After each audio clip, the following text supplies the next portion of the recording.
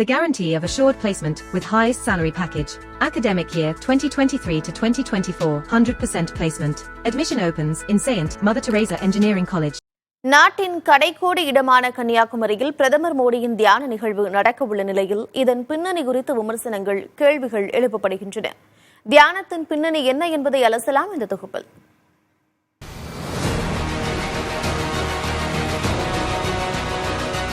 மேற்கு வங்கம், ஒடிஷா, உத்தரப்பிரதேசம் உள்ளிட்ட 8 மாநிலங்களில் உள்ள 57 மக்களவை தொகுதிகளில் வரும் ஜூன் 1ஆம் தேதி வாக்குப்பதிவு நடக்கிறது. இந்த சமயத்தில் அந்த மாநிலங்களை தேர்வு செய்யாமல் இறுதிக்கட்ட பரப்புரைக்கு பின் கடைக்கோடியில் உள்ள கன்னியாகுமரிக்கு பிரதமர் வருகிறார்.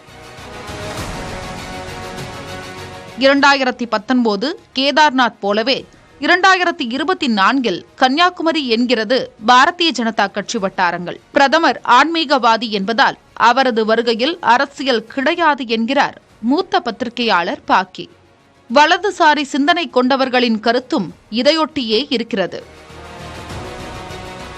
ஒன்றும் புதியதில்லை. நரேந்திர மோடி அவர்கள் ஆன்மீகத்தில் பற்றுள்ளவர் என்பது சில தினங்களுக்கு முன்பு அவர் அளித்த பேட்டியில் அது சர்ச்சைக்குரிய ஆக்கப்பட்டாலும் கூட அவர் இறைப்பற்று அந்த ஆன்மீக பற்று உள்ளவர். அதனால இது ஒரு பெரிய சீரியஸ் இஷ்யூவாக நம்ம நினைக்க வேண்டிய அவசியம் இல்லை.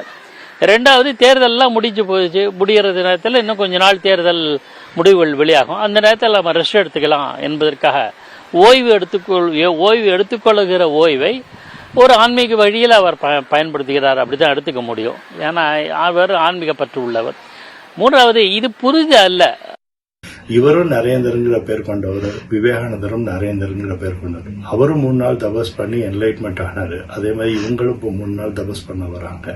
இது ஒரு கொள்கையா வச்சிருக்காரு, இதுல அரசியல் பண்றாரு, இதுல ஆன்மீக உணர்வோட சிந்திக்கிறாரு, புவியியல் ஈர்ப்பு காரணமாக ஏதோ செஞ்சு ஒரு சித்து விளையாட்டு செய்ய முயற்சி பண்றாரு. இப்படி பலவிதமான அவரை பத்தி பல கருத்து பேதங்கள் எது இருந்தாலும் கருத்து சுதந்திரம் உள்ள பூமியில யார் வேணாலும் என்ன வேணாலும் கருத்து சொல்லட்டும். ஆனா என்னோட பார்வையில மோடி அவர்கள் ஆன்மா வளர்ச்சி அடைஞ்சவர். அந்த ஆன்மா வளர்ச்சினாலதான் அவர் சிறப்பாக செயல்படுறார். இந்த மாதிரி ஞான மார்க்கத்துல, இந்த மாதிரி தியானத்துல, இந்த மாதிரி அதீதமான தபஸ்ல மிகப்பெரிய நன்மை நடக்கும். ஆனால் தமிழ்நாட்டில் பாரதிய ஜனதா இதுவரை வலுவான இடத்தை பிடிக்காததால் பிரதமரின் வருகை தொலைநோக்கு திட்டத்துடன் கூடியதாக பார்க்கப்படுகிறது.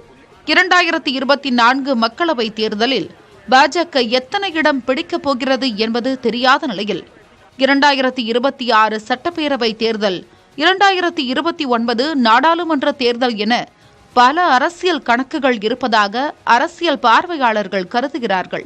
குறிப்பாக ஜூன் 1ஆம் தேதி இறுதிக்கட்ட வாக்குப்பதிவு நடப்பதற்கு முன்பாக தியானம் செய்வதில் அரசியல்தான் இருக்கிறது என்கிறார் மூத்த பத்திரிகையாளர் R.K. ராதாகிருஷ்ணன். தியானம் என்பது ஒரு ஜாதியை சார்ந்த, ஒரு மதத்தை சார்ந்த விஷயம் கிடையாது. ஆனா இது கம்ப்ளீட்டாக முழுக்கையாக ஒரு மதத்தை சார்ந்த விஷயமாக மாற்றி அது அரசியலுக்கு உதவுமா என்று பார்க்கிறார்கள். இது நீங்க 1ஆம் தேதிக்கு பிறகு கூட தியானம் பண்ணலாம், இல்லனா இப்ப கூட தியானம் பண்ணலாம். அதெல்லாம் விட்டு போட்டு ஏன் 31ஆம் தேதி 1ஆம் தேதின்னு பாத்தீங்கன்னா அது லைவ் டெலிகாஸ்ட்ல போய்கொண்டே இருக்க வேண்டும். மக்களுடைய மனதில் இது ஆழமாக பதிந்து கொண்டே இருக்க வேண்டும் என்றதுதான் முக்கியமான விஷயமா இருக்கிறது.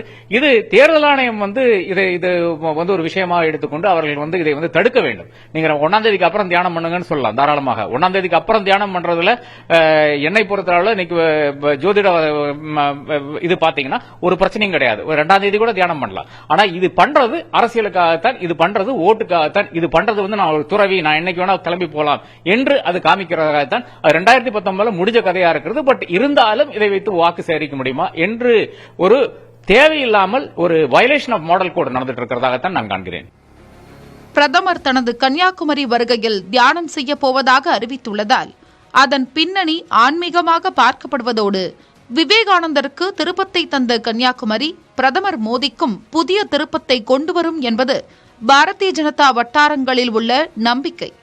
அதே சமயம் பாரதிய ஜனதா மீண்டும் ஆட்சி அமைத்தால் வடக்கு தெற்கு என்ற வேறுபாடு இனி இருக்காது என்ற அண்ணாமலையின் கருத்தையும் உற்று நோக்க வேண்டியுள்ளது. இதனால் வெறும் தியானம், ஆன்மீகம் மட்டுமின்றி அரசியல் கணக்குகளும் பிரதமரின் கன்னியாகுமரி பயணத்தில் மறைந்திருக்கின்றன என்பதில் ஐயமில்லை. The guarantee of assured placement with highest salary package. Academic year 2023 to 2024, 100% placement. Admission opens in Saint Mother Teresa Engineering College.